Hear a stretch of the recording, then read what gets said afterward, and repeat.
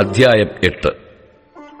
അങ്ങനെ ഇസ്രായേൽ മക്കൾ തങ്ങളുടെ പട്ടണങ്ങളിൽ പാർത്തിരിക്കുമ്പോൾ 7-ാം മാസത്തിൽ സകല ജനവും നീർവാതിലിന്റെ മുമ്പിലുള്ള വിശാല സ്ഥലത്ത് ഒരുമനപ്പെട്ട് വന്നുകൂടി.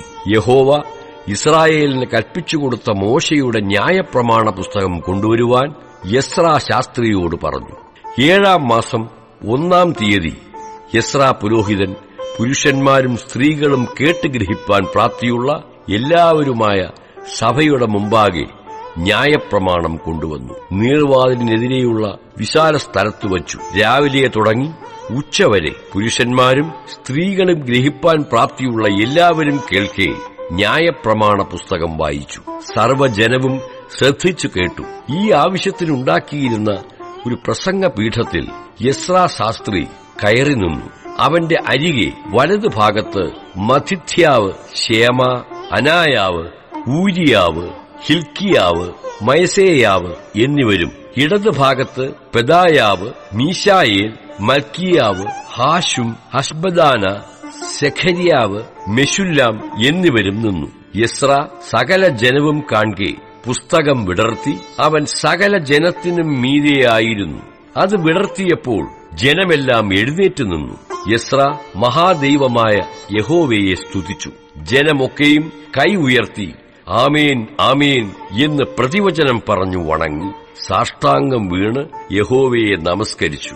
ജനം താന്താന്റെ നിലയിൽ തന്നെ നിന്നിരിക്കെ യേശുവ, ബാനി, ശേരെബ്യാവ്, യാമിൻ, അക്കൂബ്, ശബ്ബത്തായ്, ഹോദിയാവ്, മയസേയാവ്, കെലിത, അസരിയാവ്, യോസാബാദ്, ഹാനാൻ, പെലേയാവ് എന്നിവരും ലേവ്യരും ജനത്തിന് ന്യായപ്രമാണത്തെ പൊരുൾ തിരിച്ചുകൊടുത്തു. ഇങ്ങനെ അവർ ദൈവത്തിന്റെ ന്യായപ്രമാണ പുസ്തകം തെളിവായി വായിച്ച് കേൾപ്പിക്കുകയും വായിച്ചത് ഗ്രഹിപ്പാൻ തക്കവണ്ണം അർത്ഥം പറഞ്ഞുകൊടുക്കുകയും ചെയ്തു.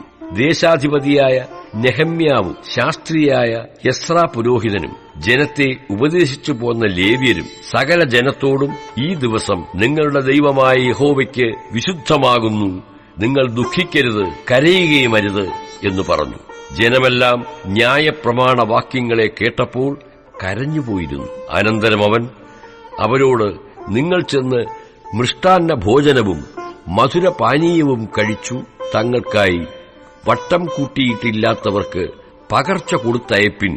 ഈ ദിവസം നമ്മുടെ കർത്താവിന് വിശുദ്ധമാകുന്നു, നിങ്ങൾ ദുഃഖിക്കരുത്, യഹോവയിങ്കലെ സന്തോഷം നിങ്ങളുടെ ബലമാകുന്നുവല്ലോ എന്ന് പറഞ്ഞു. അവണ്ണം ലേവ്യരും നിങ്ങൾ മിണ്ടാതിരിപ്പിൻ, ഈ ദിവസം വിശുദ്ധമല്ലോ, നിങ്ങൾ ദുഃഖിക്കരുത് എന്ന് പറഞ്ഞു. സർവ്വജനത്തെയും സമാധാനപ്പെടുത്തി. തങ്ങളോട് പറഞ്ഞ വചനം ബോധ്യമായതുകൊണ്ട് ജനമെല്ലാം പോയി തിന്നുകയും കുടിക്കുകയും പകർച്ച കൊടുത്തയക്കുകയും അത്യന്തം സന്തോഷിക്കുകയും ചെയ്തു. പിറ്റേന്നാൾ സകല ജനത്തിന്റെയും പിതൃഭവന തലവന്മാരും പുരോഹിതന്മാരും ലേവ്യരും ന്യായപ്രമാണ വാക്യങ്ങളെ കേൾക്കേണ്ടതിന് യെസ്രാ ശാസ്ത്രിയുടെ അടുക്കൽ ഒന്നിച്ചുകൂടി.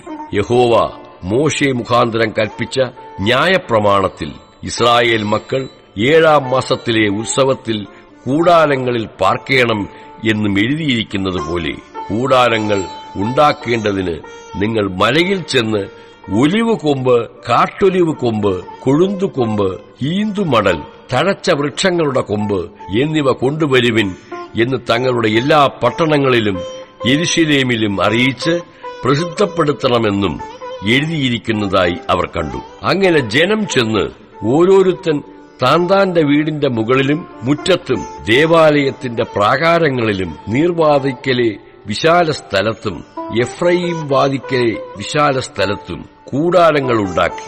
പ്രവാസത്തിൽ നിന്നും മടങ്ങി വന്നവരുടെ സർവ്വസഭയും കൂടാരങ്ങൾ ഉണ്ടാക്കി കൂടാരങ്ങളിൽ പാർത്തു. നൂന്റെ മകനായ യോശുവയുടെ കാലം മുതൽ അന്നുവരെ ഇസ്രായേൽ മക്കൾ അങ്ങനെ ചെയ്യാതിരുന്നതുകൊണ്ട് അന്ന് ഏറ്റവും വലിയ സന്തോഷമുണ്ടായി. ആദ്യ ദിവസം മുതൽ അവസാന ദിവസം വരെ അവൻ ദിവസേന ദൈവത്തിന്റെ ന്യായപ്രമാണ പുസ്തകം വായിച്ചു കേൾപ്പിച്ചു. അങ്ങനെ അവർ 7 ദിവസം ഉത്സവം ആചരിച്ചു. 8-ാം ദിവസം നിയമപ്രകാരം വിശുദ്ധ സഭായോഗം കൂടുകയും ചെയ്തു.